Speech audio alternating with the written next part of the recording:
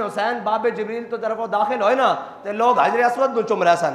किसी ने क्या ओ हुसैन आया तो लोग हजर असवद नूं छड़ के इमाम हुसैन नूं चुमना शुरू कर दिता। किसी ने पूछा ओए ए हजर असवद नूं क्यों छड़ के हुसैन नूं चुम रहे हो?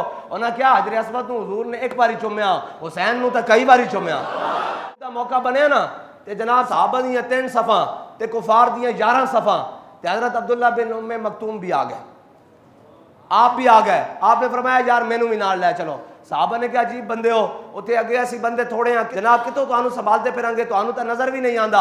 आपने फरमाया इस वास्ते मैं नहीं कह रहा नाल लैके चलो, जंग दे विच हिकमत अमली दे तहत अगे भी बदलना पैंदा, पलटना झपटना झपट कर पलटना, यही है लहू गर्म रखने का बहाना। फरमाया जंगी हिकमत अमली दे तहत हो सकता पिछे हटना पवे, लेकिन मेरी अखा कोई नहीं, मैनू झंडा पकड़ा देना। अगर हो सकता मैदान का पासा पलट जाए, तुसी किधरे अगे पिछे हो जाओ, अब्दुल्ला बिन उम्मे मकतूम तुहाडा झंडा थले नहीं गिरन देगा।